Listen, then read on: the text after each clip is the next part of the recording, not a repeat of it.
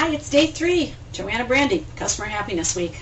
I was thinking the other day, maybe someday I'd like to be famous. And then I was thinking, well, what do I want to be famous for? It's a question I think all companies should be asking right now. What do you want to be famous for? Zappos is famous for creating happiness, New Pig for creating wow, Lexus for luxury, Apple for innovation, Staples for making it easy, Amazon for making it the easiest, Olive Garden for its hospitalidad, BMW for precision engineering, USAA for taking the greatest care of America's greatest. I want to be famous for showing companies that they can boost their bottom line results if they spend a little bit more time thinking from their heart, which is an intelligent organ, and a little less time thinking from their heads, trying to cut, squeeze, compact, and otherwise manipulate numbers on a balance sheet. Do we need sound fiscal policies? Of course we do.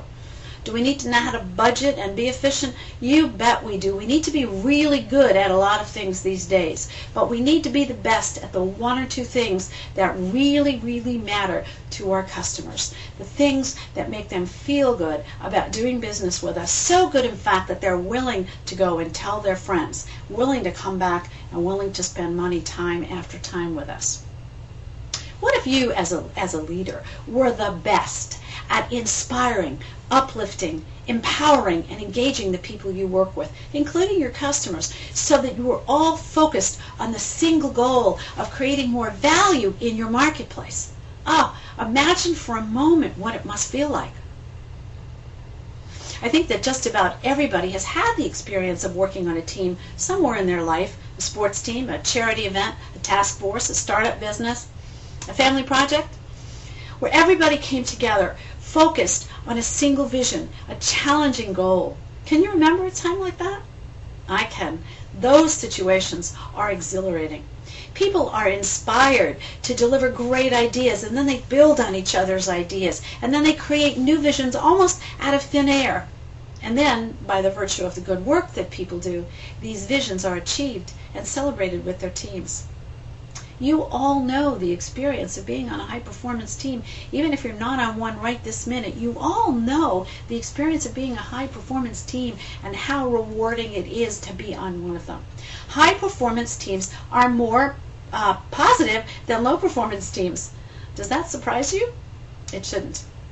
When we experience positive emotions, the biochemicals our body produces literally creates an opening in our brain.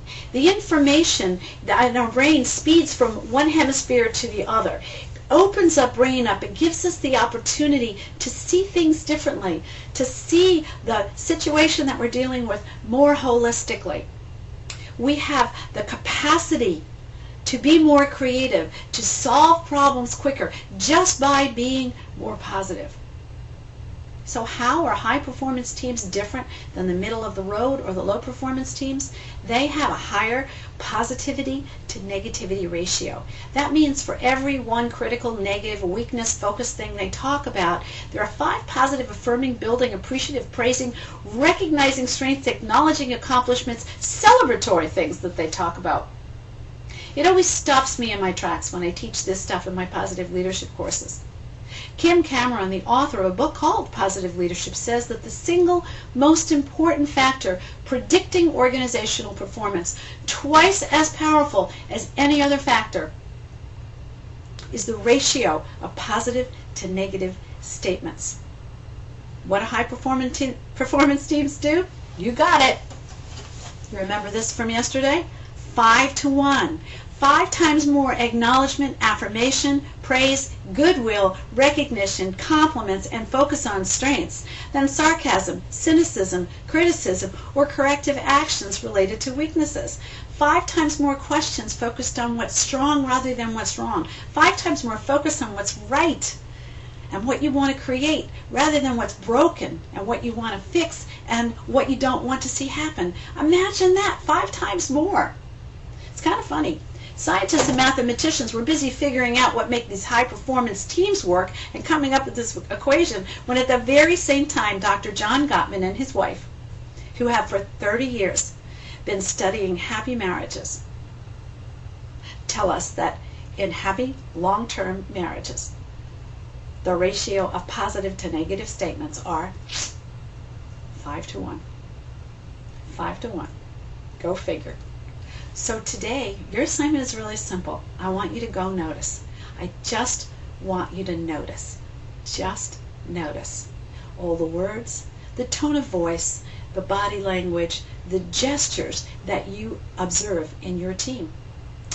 Does everything that go on in your team appreciate the team or depreciate the team? Notice. Just notice. Are you inching up to that 5 to 1 ratio? What do you want to be famous for? It's day 3. I'll be back tomorrow. And in the meantime, visit the websites. See us on Facebook. Come and say hi. What do you want to be famous for?